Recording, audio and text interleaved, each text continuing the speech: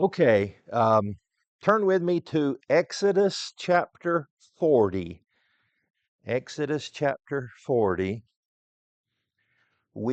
As you know, we kind of concluded our study of the book of Exodus last time. And if I was good at impersonations, I do my best Paul Harvey impersonation because starting tonight, we want to talk about the rest of the story. Because, as you know, and as we've talked about, the book of Exodus doesn't tell the whole story of the Exodus. It's a little bit, maybe, I started to say misleading, but maybe that's too strong of a word, but a little confusing because we think the book of Exodus is going to tell us about the Exodus, and it does, but it doesn't finish the story. And so we really have to go through the entire Pentateuch. Remember when we started the book of Genesis, we talked about that kind of big weird word, Pentateuch, 5 books: Genesis, Exodus, Leviticus, Numbers, and Deuteronomy. If we take Genesis out of that, the next 4 books talk about the Exodus and complete that whole story.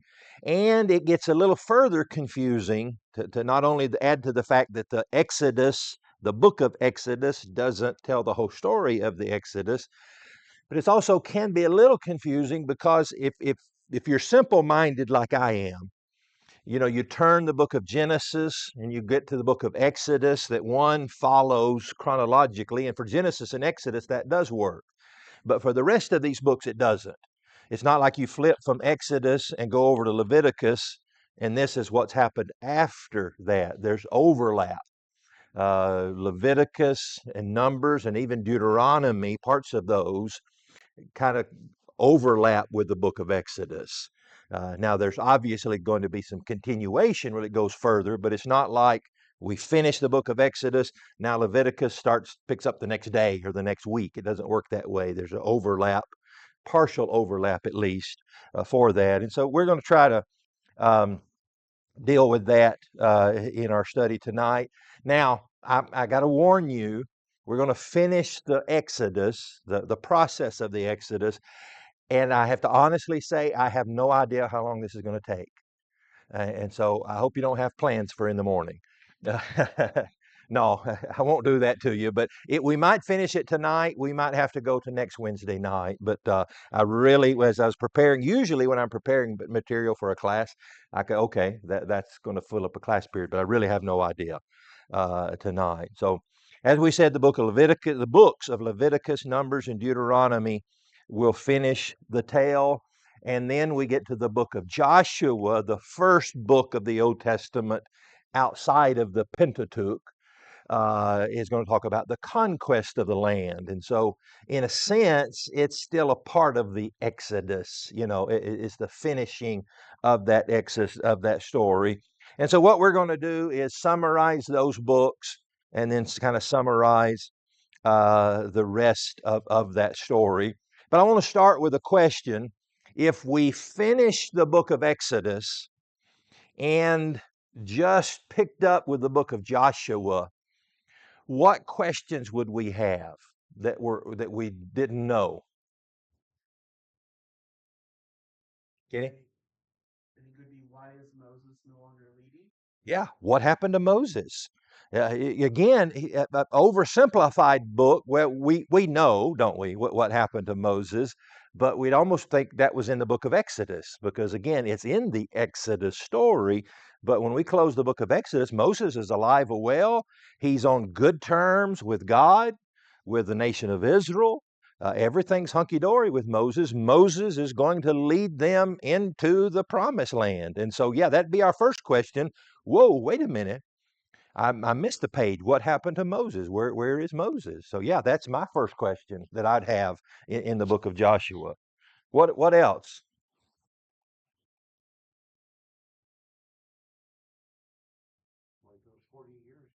Yeah, what took so long? Like, wait a minute. Where are, they were basically halfway there at Mount Sinai. And what took so long? Why has this taken so long? What happened to that other generation? We've got a whole generation of people that aren't there anymore, and what happened to them? So yeah, that would be a question. I think another question would be, kind of tying into what happened to Moses, is kind of who's Joshua. Now we did get, if we didn't already know about Joshua, we would have probably missed him in the book of He's mentioned in the book of Exodus, but just briefly. He goes with Moses partway up into the mountain. But again, if Joshua didn't become Joshua, we would have forgotten about it. You think about how many names in the Bible you forget because they're just minor characters mentioned once and then we pass on from them. Joshua would be one of those. And we probably, if we were reading this for the first time, read Exodus, skip ahead to Joshua, we'd go, wait a minute. Who's Joshua? Did I see that name? You have to go back, flip back, and go, oh, okay, he was that guy. And so we need to answer those questions. And there's probably more. Kenny? You know, get organized by tribe during these books, and so there's more organization to them. Yeah. Get this picture, I think, or at least I do, of Exodus and them leaving Egypt. It's like, a big mob. It's just a big group of people going as however they can, leaving the country. But we see, in the Pentateuch, we see where they really get divided into sections and they march in a certain order. And we see the tribes mean something, I guess, maybe more. Yeah. What's given to us. They get their encampment assignments. The Levites certainly they get a lot of instructions of what they have to do. So yeah, they do, but they're you're right. They're kind of just a disorganized mess coming out of Egypt, and now they're organized with the laws, the regulations, with again their tribal assignments, and all of those things. So, all right. So the book of Exodus, and that's why I asked you to turn to Exodus chapter 40, is to just kind of see where we're at. Um, the book of Exodus ends with them still at Mount Sinai. And so again, there's a lot of story left for this. They are 38 years approximately away from crossing the Jordan River. And so again, we're just like, what's going to happen? Why is it going to take so long? And as you might expect, a lot's going to happen in those 38 years between them leaving Mount Sinai and the conquest that begins in the book of Joshua. And so we've got so many questions if we skip ahead. And so that's why we're not going to skip ahead. But maybe the first obvious answer is, well, then let's just start in Leviticus chapter 1, verse 1, and do a verse by verse study of Leviticus. And I'm not going to say that would be a bad idea, but there's a couple of reasons we're not going to do that. Well, three reasons. One is I don't want to do that. But also, it's, a lot of this is like the portions that we kind of observe the Passover of in the book of Exodus. It's about laws and regulations that really don't apply to us, and so maybe getting bogged down into a verse and verse analytical study of why they did this and how they did that, may not be greatly beneficial to us. Um, and so we're just going to kind of summarize these things. We're going to summarize some of the books. The book of Leviticus records the laws given. And you might can see in that the word Leviticus, you see the word Levi. That's the priestly tribe, the tribe of Levi. And so much of the book of Leviticus is the regulations regarding sacrifices, regarding worship, that area that would attain to the life of the tribe of Levi. Um, then there's really no area of life that isn't untouched by the law of God. I mean, just everything from, again, the cleansing, the sanctification, all of the things that might make you unclean before God, and then how to remedy that, all of the minutia of, again, the sacrifices, the worship, but even and again, we recognize this, but it's the law of Moses is really two laws in one. It is a religious ceremonial law, but it's also their civil law. And so there's laws to what happen if you accidentally kill somebody, accidentally injure somebody, if you intentionally kill somebody. All of those laws are in there as well. So this is just basically their law book that is continuing through it. But what God is doing is that He is teaching them that they're to be different. He has called them out from the world. And so let's look in Leviticus chapter 18. Again, we're not going to look at much of the text in Leviticus, but Leviticus chapter 18.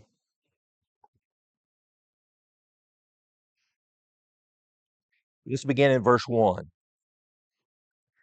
Then the Lord spoke to Moses, saying, Speak to the children of Israel, and say to them, I am the Lord your God.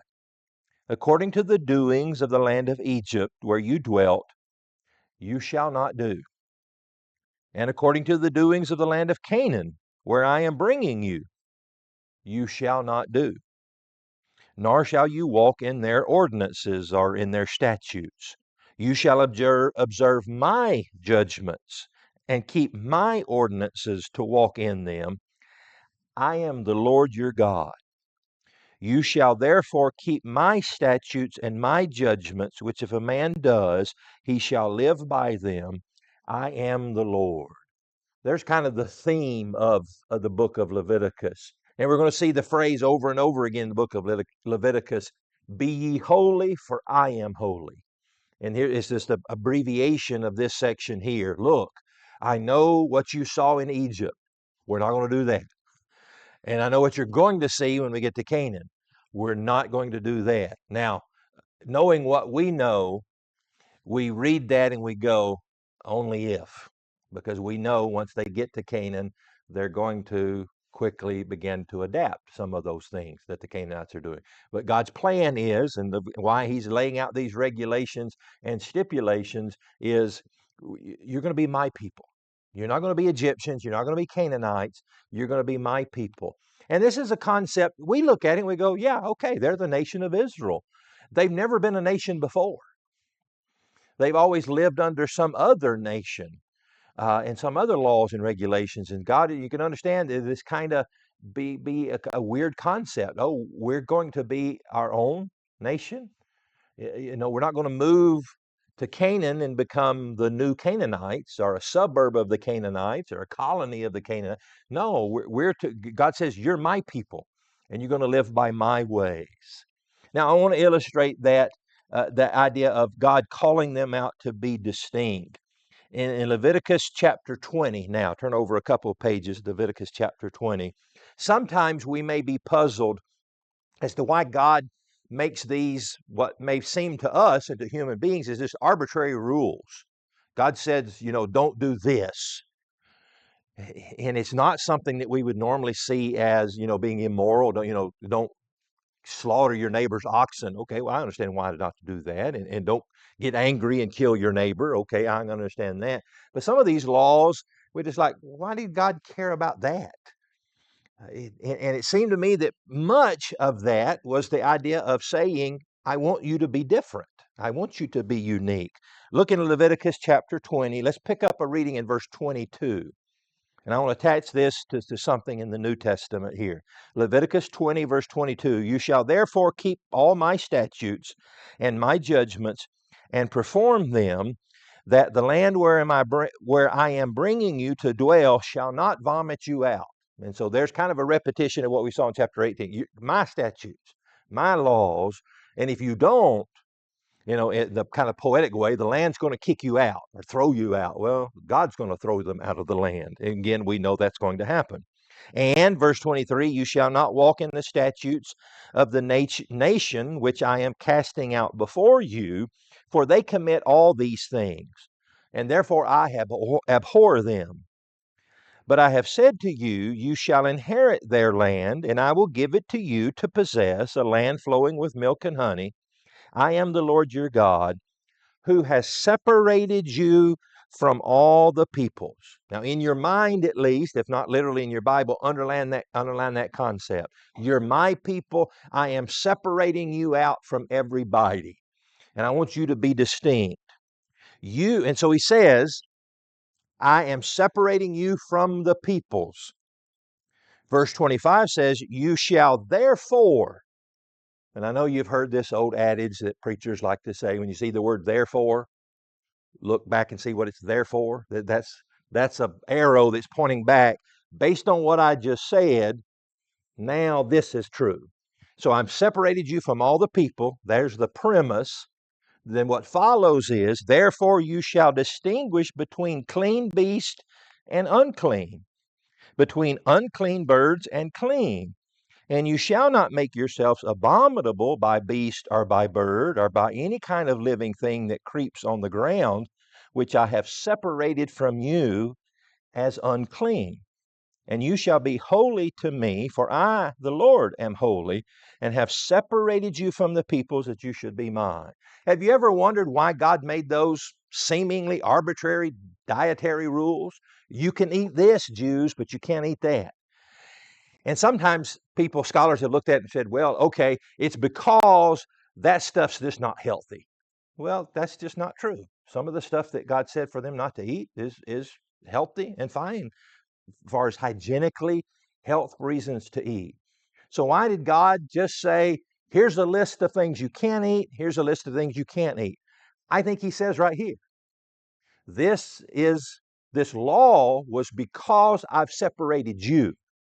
And I want you to forever have that in your mind. Every day, every meal, you're going to have this concept that there's certain things that are acceptable, certain things that aren't acceptable. And I know you know this, but unclean, not in the sense that that food was dirty. You know, a pig's dirty. I mean, well, it is, but that's not what he means, that it's dirty or the meat's dirty. It's not clean, unclean that way. A cow's clean, a pig's unclean. Not in a hygienic sense, not again, not in a health sense. It's just the idea of acceptable and unacceptable, chosen and not chosen. You're chosen, separated out, and so I'm giving you these health regulations because of that. Again, notice that he attaches that, therefore, because I've separated you, I want you to make a separation in food. Now, I want you to think, is there something in the New Testament that attaches to that that kind of erases that? Danny? Absolutely. You know, Peter's, again, God's already communicated to Cornelius, this unclean Gentile. You send to Joppa, and there's a man named Peter there. He's in the house of Simon the tanner, and you call him, have him preach to you. Simon Peter gets his own vision, and that famous one of that sheet getting lowered down. Arise, kill and eat. And remember, Peter's objecting, no, Lord, I can't do that. I've never eaten any of that unclean food. So that tells us that at least some of those animals were unclean by the Jewish regulation. 3 times, rise, kill, and eat. I can't do that. It's not till he gets to Caesarea in the house of Cornelius, I think, that the light bulb goes off and Peter says, God told me, God showed me to not make a distinction between Jews and Gentiles. I'm paraphrasing Peter's statement there. The command to rise, kill, and eat attaches itself to God saying, I'm not making a separation anymore. And you see how that it started, the dietary separation and distinction started when God separated the Jews from the Gentiles, and it went away when he unseparated them, if that's a word. When he said, I'm not making that distinction anymore. And so Peter, rise, kill, and eat. And so that's the whole point of that dietary, again, seemingly arbitrary distinction, was for the Jews to remember, we've been separated. We're clean, they're unclean. Larry?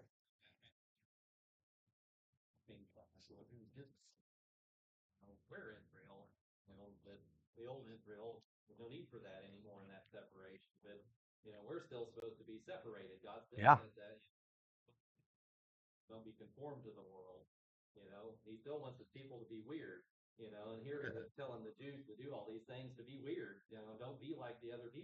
Yeah. Yeah. We're still separate. Yeah. And let's be honest, it seems to me that it's a more difficult separation now than it was then. Then it was pretty much, show me your papers. You're not a Jew? Okay, I'm to be separate from you. You stay on that side of the fence. Now it's not that way. We're intermingled with those people, and we see them every day. They're all around. And so that separation is far more difficult. And it's not based upon racial lines, separation lines, in any of that. But yes, we're still called to be that separate, distinct people. So all right, so I want to see that. That's kind of again the theme of the book of Leviticus. It's not just these obscure, boring laws that God's giving his Jewish people. There's a purpose behind this. I want you to be clean. I want you to be my people, not like those people. And so you need a new set of laws. You need a new set of marching orders into all of this. Um, So the theme is again is holiness. Be holy, for I am holy. That's repeated. That's the mantra of the book of Leviticus. Be holy, for I am holy. And again, holy means separated. You're to be separate. You're to be different, distinct from them. And so again, we have the instructions for the priest, the various sacrifices, and that's where we get the name again, Leviticus, the Levites. All right, one story. Let's back up to Leviticus chapter 10. Yeah, yeah, sure. Scripture you had us read there at the end, that God says that He says, I am driving out the people before you, for they did all these things, and therefore I detested them.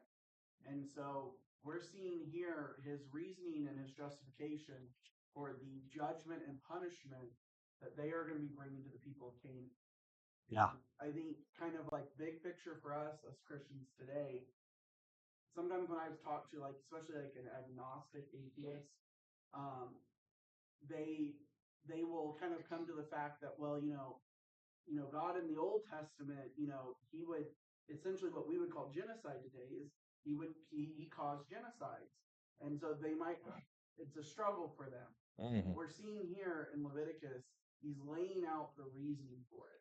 It's a holy judgment that only God can make because it's His will, and he has determined, early in this chapter there was child sacrifices, Yeah. and he's warning the people of Israel, don't give your kids to Molech, don't let this happen. And so, and I'm sorry, but yeah. Yeah, no, that's an excellent point, and a couple things to springboard off of that. Yes, sometimes our atheist friends, that's their favorite argument. God was mean, and so God doesn't exist. That's a shortcut of it. But my reply to that is that doesn't prove there's not a God. At worst case scenario, it just proves he's mean. It doesn't prove he doesn't exist. It just proves he's mean. Yeah, and the other option, and the option I would take is, or I don't understand him. Option one, the easy option is he's just a mean God. Sometimes he's loving, sometimes he's committing genocide. The other option is that maybe I don't understand. And I know it's a trite illustration that we use over and over again. How many of that's, again, all of my family illustrations are assuming you lived in a good, loving family. But how many of us felt that about our parents at one time? They're just mean. And maybe now we've come to the realization maybe I didn't understand them. I didn't understand what was going on when they were being mean to me. And so, yeah, there's the part of that. And you're right. There is this justification as if God needed that justification. Here's why I'm doing, and not only the justification for why it's going to happen, but remember the justification for the delay in it happening. To Abraham, I'm not giving it to you now because they're not bad enough. It would be cruel for me to just kill the people now, Abraham. But down the road, I'm going to be justified. They're going to be asking for it, and so yeah, we see that justification there. Absolutely, absolutely.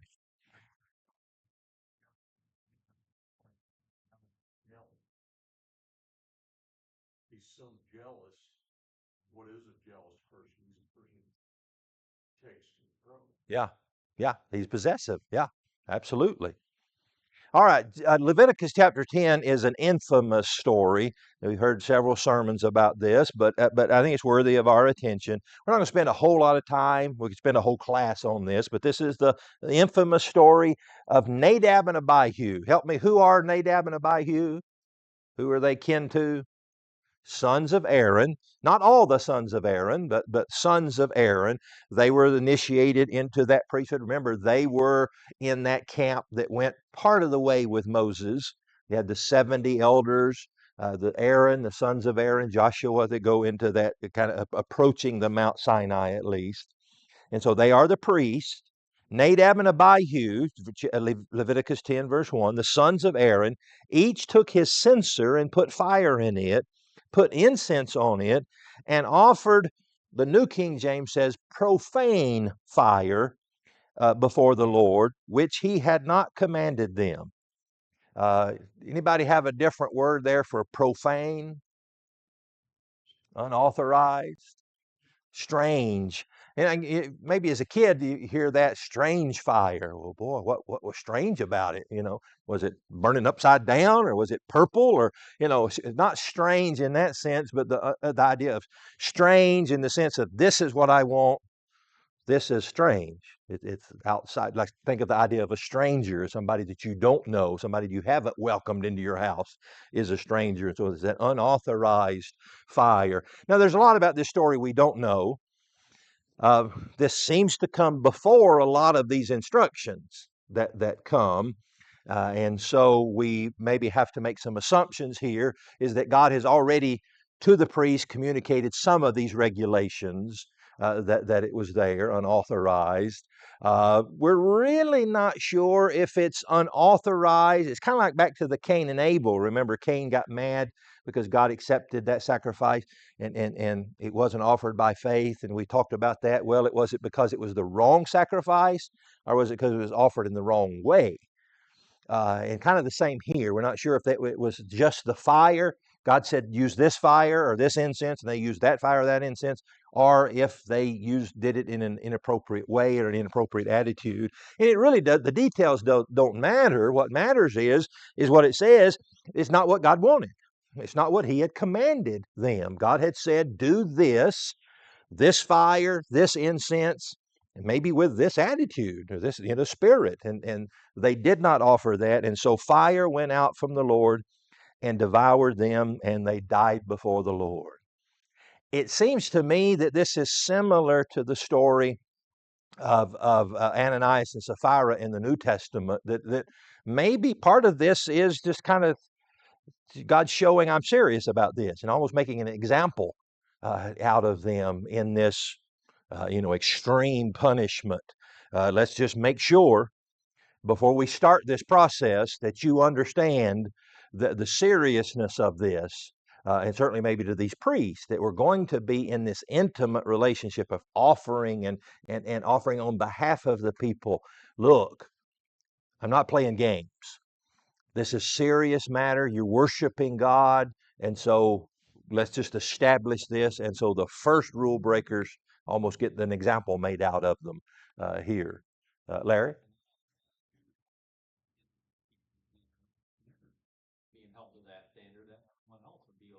Yeah. Like the stereotype we hear of the coach's son, that he doesn't get preferential treatment. He's held to a higher standard because he's the coach's son. And yes, they are the sons of Aaron, the nephews of Moses. They are in the priestly leadership roles. And so, yes, being held to that high standard. Obvious, again, we've heard so many sermons from this, is the idea that it matters how we can apply this to every facet of life, but certainly to our worship. That we can't just offer whatever we want to offer.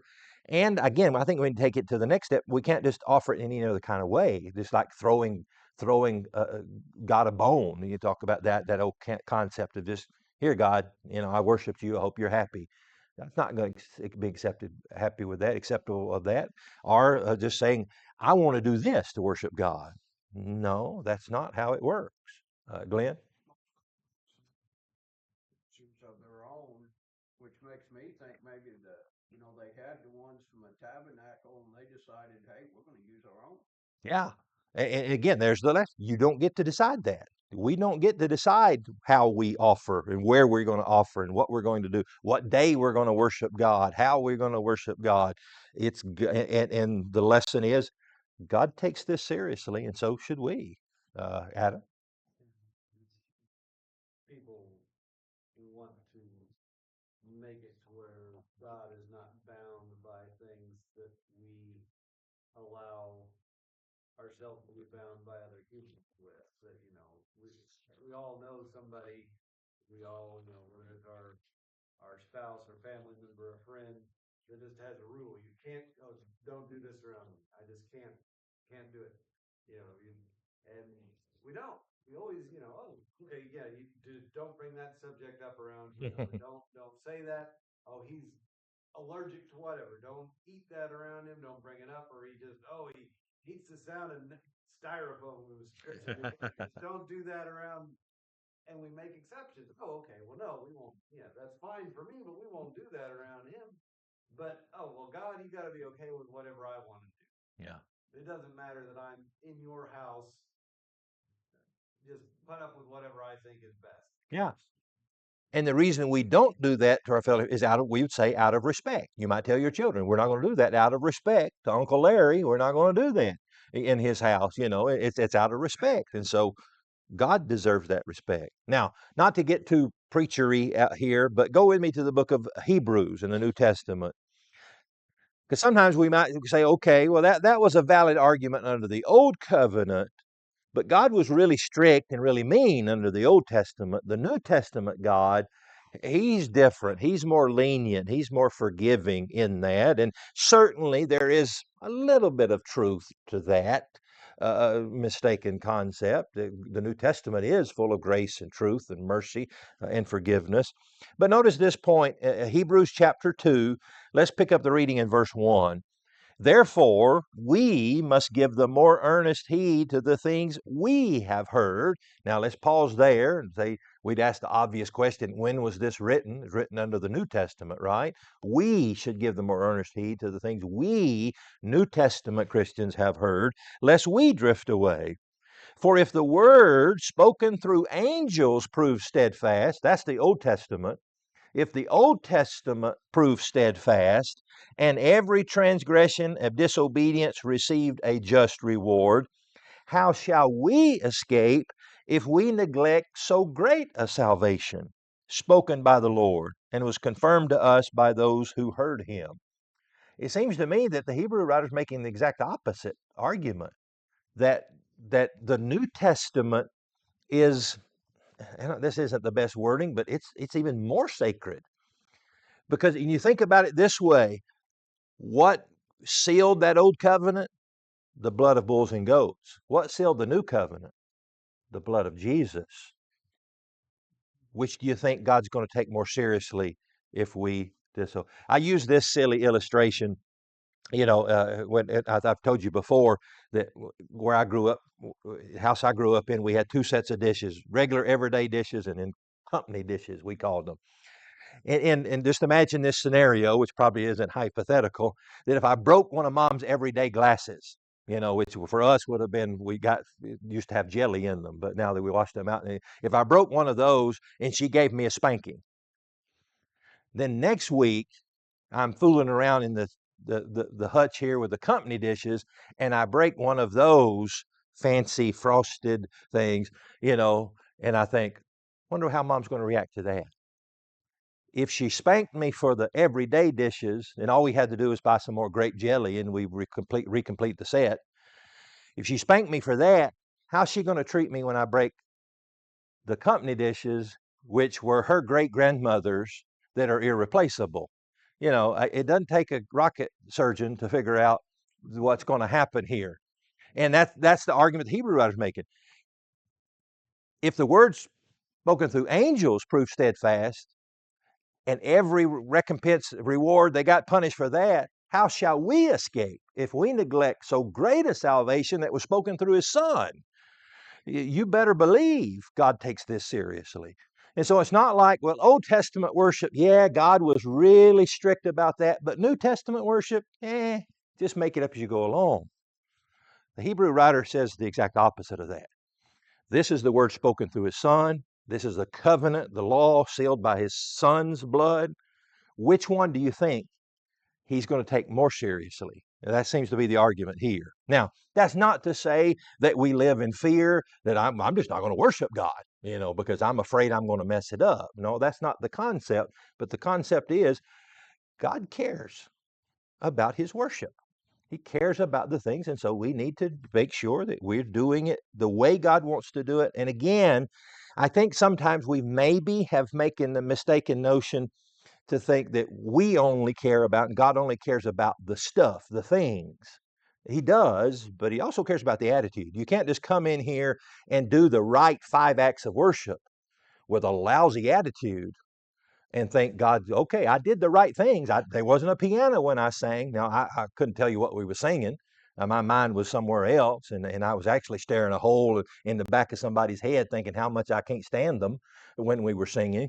But I sang without an instrument, so God's happy with that. No, that's a Nadab and Abihu process right there too. So let's not say that we got to check off the right 5 check boxes and God's going to be happy. No, we've got to worship in that proper right mind and attitude. So That you're saying with the Ananias and Sapphira example, because essentially they were doing the act of worship of giving. yeah, They were. I mean, I try very hard not to categorize worship, but I think it would be something that would be easy for us to get the wrong idea of is giving the least important one we do on Sunday. yeah, But yet it was the one that smoked those two people down dead. yeah. Shows that he was serious about that. Yeah, and again, seems to be like right at the offset, the first people that messed up, God's going to kind of make an example uh, out of them, and so let's learn from that example. So. All right, let's draw a line there, Leviticus, before we get into the book of Numbers. But we'll pick up and look at Numbers and Deuteronomy, Lord willing, next time.